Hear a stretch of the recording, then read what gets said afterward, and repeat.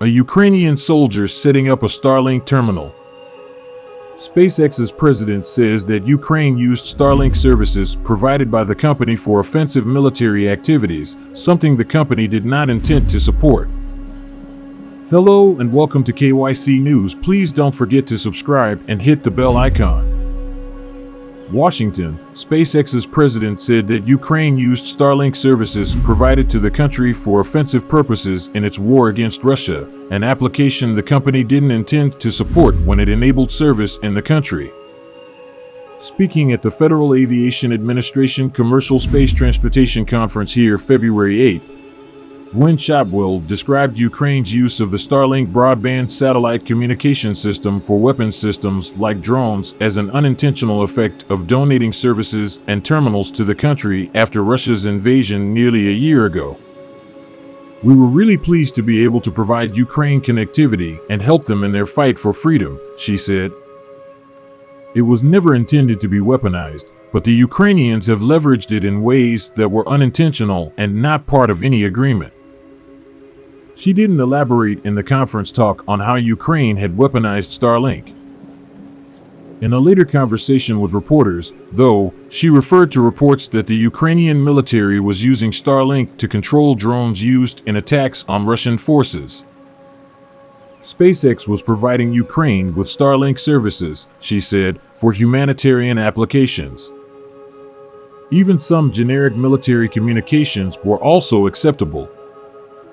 "We know the military is using them for comms, and that's okay. But our intent was never to have them use it for offensive purposes.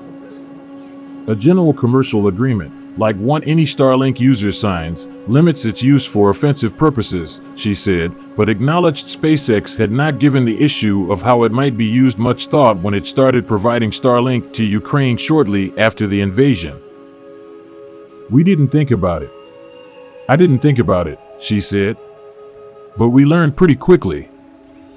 Shotwell said SpaceX has since taken steps to limit Starlink's use in supporting offensive military operations.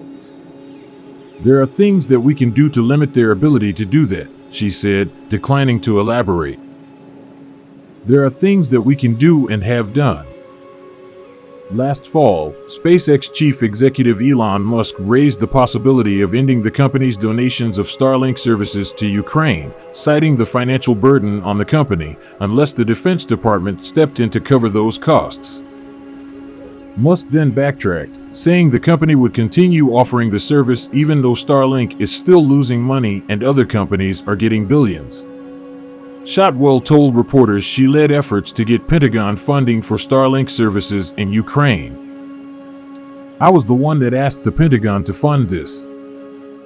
It was not an Elon thing," she said. "We stopped interacting with the Pentagon on the existing capability." While Musk said in October that Starlink was losing money, Shotwell offered a more upbeat assessment. "This year Starlink will make money," she said, noting that the company's Falcon launch vehicle and Dragon spacecraft and other unspecified work already makes money. "We actually had a cash flow positive quarter last year, excluding launch. This year, they're paying for their own launches, and they will still make money," she said. She said cash flow from operations pays for development, supplemented as needed by outside investment. Tackling both Starlink and the Starship launch vehicle at the same time, she argued, drives that need for outside investment. "If we had done Starlink and then Starship, or Starship and then Starlink, we probably could have funded them through customer contracts and revenue from Falcon and Dragon. But you do both of them at the same time, it's a lot of money every year." Ukrainians reacted Thursday with puzzlement and some ire to comments by a top Starlink official that their country has weaponized the satellite internet service, which has been pivotal to their national survival. President Shotwell of SpaceX, which runs Starlink, was also reported to have said at the same venue Wednesday that the Elon Musk-controlled company has taken unspecified action to prevent Ukraine's military from using Starlink technology against Russian invaders. The network of low-orbiting satellites has been crucial to Ukraine's use of battlefield drones, a central fixture of the year-old war, and the country's defenders have no viable alternative. The satellite links help Ukrainian fighters locate the enemy and target long-range artillery strikes. On stage at a conference in Washington, D.C., Shotwell said, "We were really pleased to be able to provide Ukraine connectivity and help them in their fight for freedom. It was never intended to be weaponized. However, Ukrainians have leveraged it in ways that were unintentional and not part of any agreement." Speaking separately to reporters from the Wall Street Journal and other news organizations afterward, Shotwell said SpaceX has worked to restrict Ukraine's use of Starlink for military purposes. Russia-Ukraine war. Moldovan leader outlines Russian plan to topple government. Moldova again at center of tug between Moscow and the West. Berlusconi blames Ukraine war on Zelensky, chafes Meloni. NATO chief says Ukraine's ammunition use outstripping supply. "There are things that we can do to limit their ability to do that," they quoted her as saying without offering details. "There are things that we can do, and have done." That drew the ire of a top aide to President Volodymyr Zelensky. In a tweet, Mikhailo Podolyak said SpaceX needs to decide whether it is on the side of Ukraine's right to freedom or Russia's right to kill and seize territories. It was not clear whether Shotwell's comments Wednesday were made at the urging of Musk, the founder, CEO, and chief engineer of SpaceX. An email to SpaceX seeking comment was not immediately returned. There was no indication of any interruption to Starlink service in Ukraine. In a statement, the country's Minister of Digital Transformation Mikhailo Fedorov reported no problems with the operation of Starlink uplink terminals in Ukraine. A ministry official familiar with the situation said checks Thursday of cities near the war's front lines found no indications of trouble with Starlink coverage.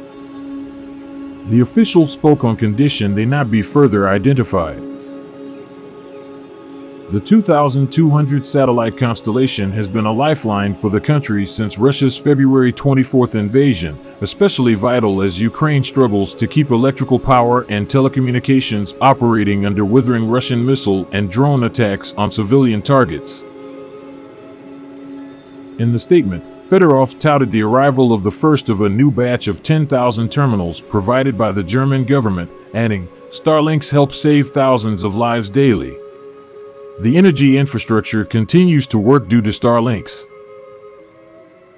Doctors perform complex surgeries thanks to the connection that Starlinks provide." The Thursday statement called Musk one of the biggest private donors of our future victory, estimating SpaceX's contributions as worth more than $100 million. "We hope for further stable work of Starlinks in Ukraine." A Ukrainian military official called Shotwell's statement strange given the well-established fact of the country's use of Starlink as a combat tool. Musk caused a stir in October when he publicly called on the Pentagon to take over funding of Starlink's Ukraine effort. The billionaire and Twitter owner later backed down. Earlier that month, he raised Zelensky's hackles by arguing on Twitter that to achieve peace, Russia should be allowed to keep the Crimean Peninsula, which it seized in 2014. He also said Ukraine should adopt a neutral status, dropping a bid to join NATO. About the same time, Starlink terminals stopped working in newly liberated territories at the Ukraine-Russia front lines in the Kherson region. Ukrainian officials later said that was because the speed of their reconquest had pushed forces into areas Starlink that had geofenced to prevent Russia from using the service. In a late December interview, Fedorov told the Associated Press that 24,000 Starlink terminals were operating in the country, most provided by donors.